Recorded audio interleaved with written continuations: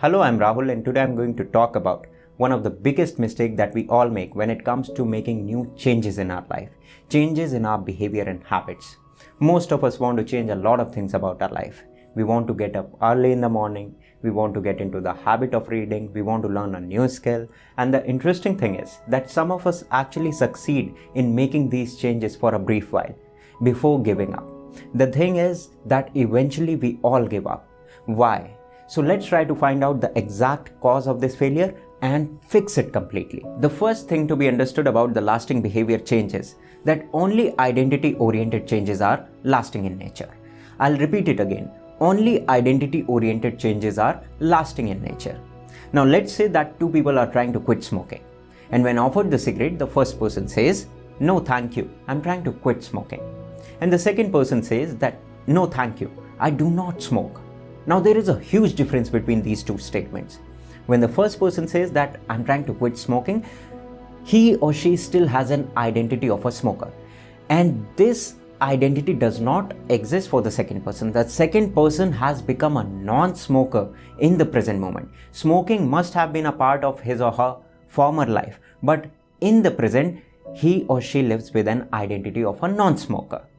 Now it's one thing to say that I'm the kind of person who wants this. It's totally another to say that I'm the kind of person who is this. When you say that I am this, the behavior has already become a part of your identity.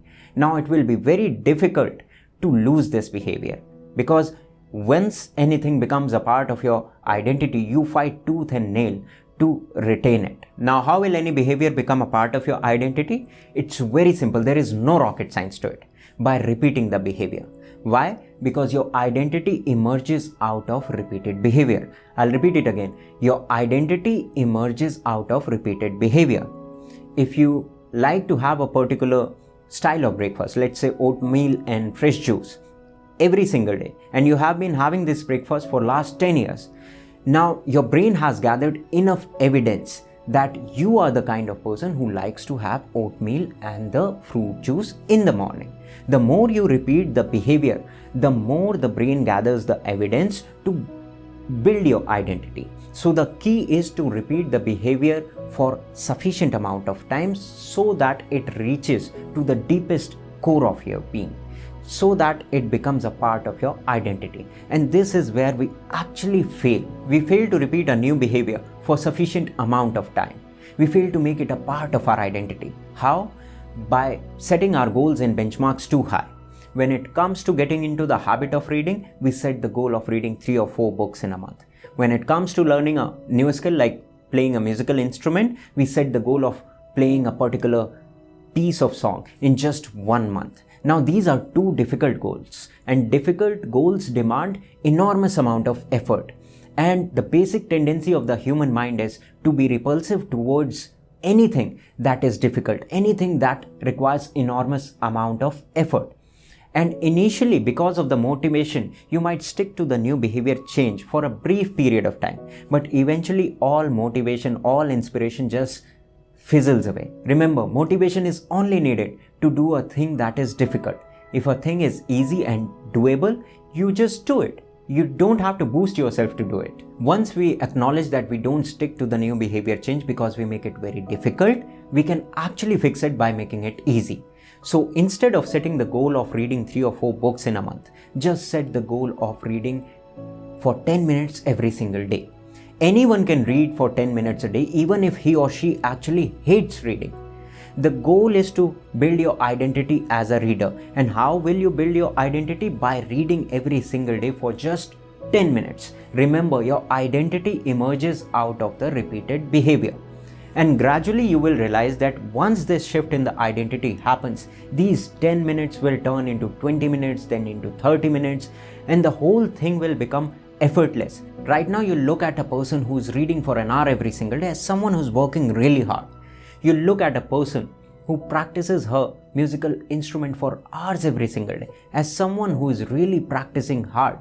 No, she's actually enjoying the whole process. She's not practicing. Practicing is happening through her. And there is a huge difference between the two. When you do the practice, there is an effort.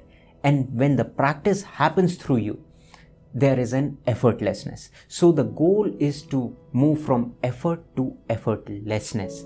This is what we have to become in the long run. And lastly, I want to say that you're not meant to cultivate every kind of behavior, because we all are unique individuals with unique inclinations, with unique genetic makeup.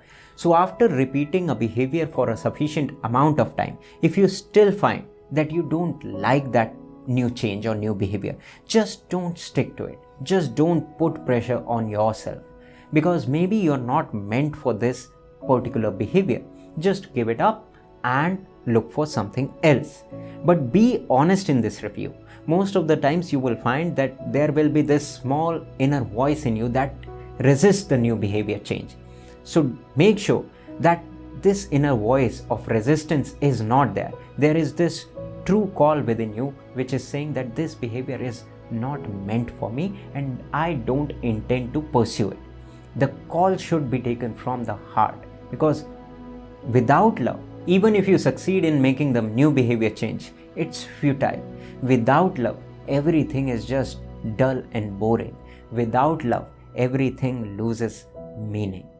I hope that you had an insight into the patterns of new behavior change and you're going to do something about it in order to change your life. And I wish you all the best for that.